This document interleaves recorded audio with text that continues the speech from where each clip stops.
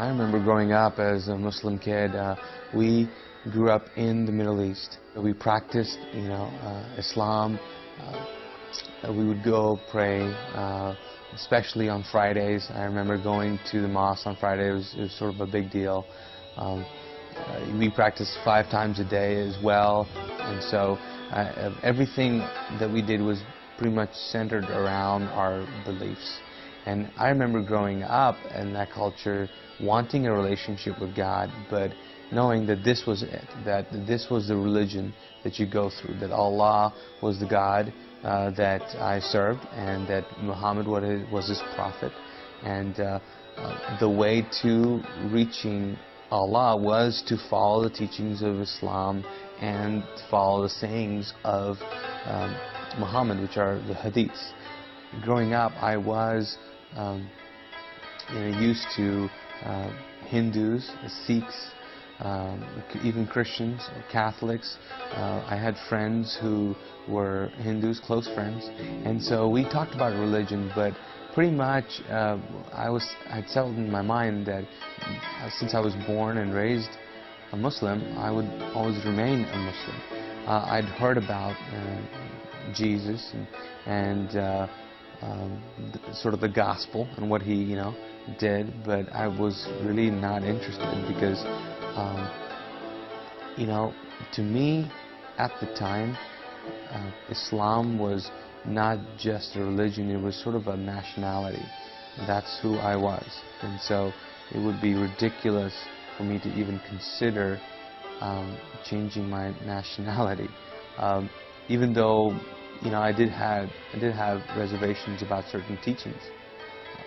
The thing about Islam is that it really discourages questions.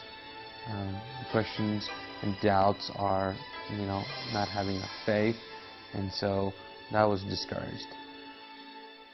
My brother was in college, and so he would come, in summer vacation, and he started talking about Christianity.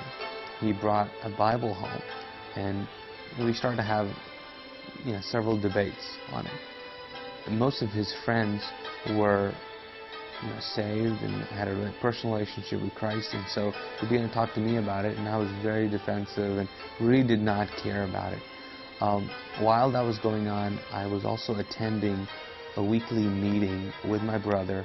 They show a movie about the rapture. It really intrigued me, and they end the night with prayer, and as they close, I'm sitting in the back, and I flippantly say a prayer, which is pretty I don't know, bold, maybe ignorant, and arrogant. I pretty much said, listen, I don't know if you're really true, or I don't even believe this garbage, but if you're so true, why don't you just come down and show me? That was my prayer. Several nights after that, I was in my room, and it was about 11 or 12 o'clock at night, and I had just finished reading a novel.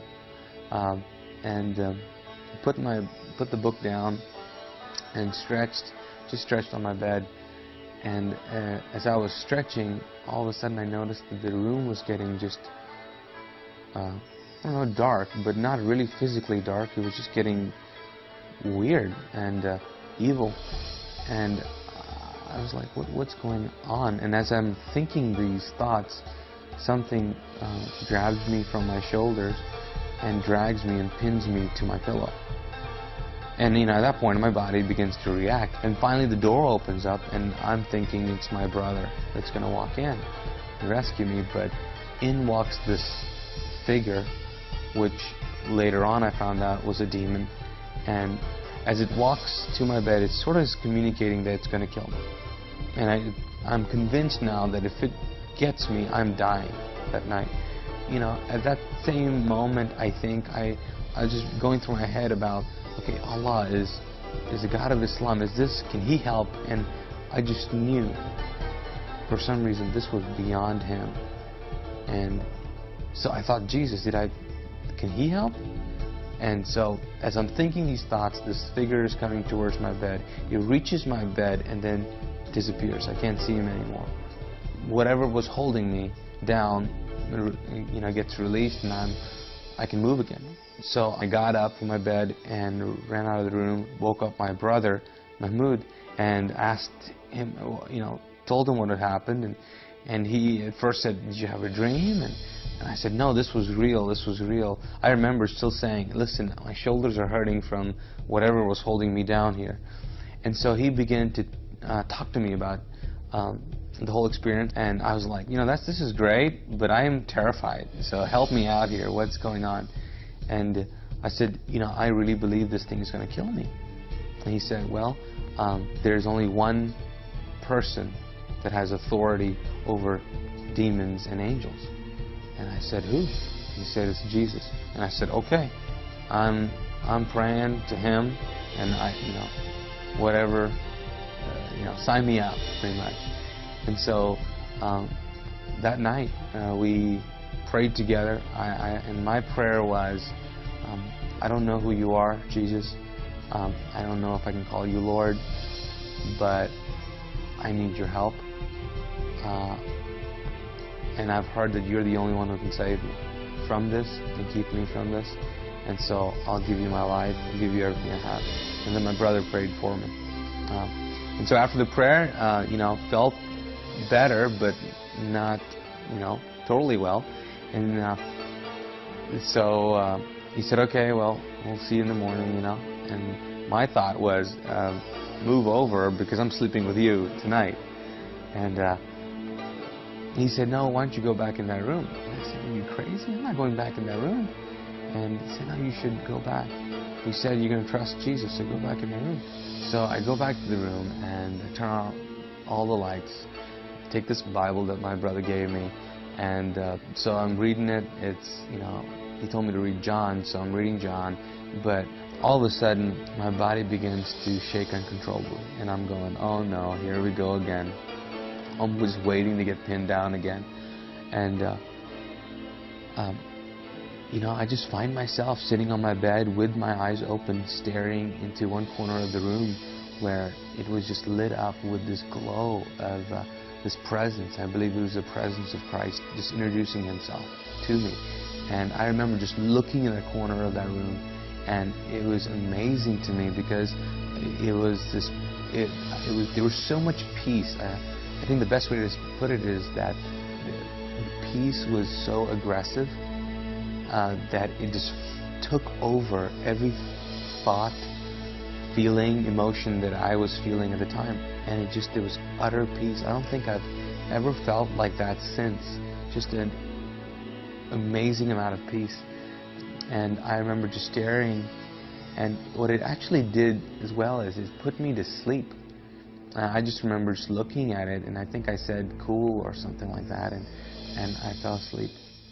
After that night, I didn't know what to do. I knew that I had just experienced Christ, and so I remember having conversations with my brother about salvation, and saying going through the Romans road, or the prayer which talks about believing and accepting and confessing that Jesus is Christ, Lord, and so we kind of did that together. And then I remember even on TV when I would watch shows and they would talk about accepting Christ, I would do it again. So I think I've prayed the salvation prayer about 10 times or so. Just wanted to make sure. But it's radically changed my life. I think my life has been different, but my thoughts have been different now too. My views on God have radically changed. In the past, God was a far-off God in Islam. Not really relational. You kind of just did the deeds, and you're in hope for the best. Even now, if you ask a Muslim, if he's going to heaven, he would say he doesn't know. It all depends. And they just say, inshallah, which means, God's will, by God's grace, it'll happen. And but now it's very different. I know I have the assurance of faith now. Before, I thought that you had to do a certain amount of things to get closer to God. Now, I cannot get any closer to God. Now, my intimacy with God can grow, and my love for him can grow, but as far as he's concerned, he's as close to me as he's going to get. I think that people long to be intimate and long to have people to know them and really, really know them. And it is amazing to see a God who really, really knows you and who can be so intimate with you and give you a purpose. I think the biggest thing for me has been the fact that since I've met Christ, I have found what I've been created for. I have found a purpose. And I know that the purpose of life now is to get as many people to experience the love that He has.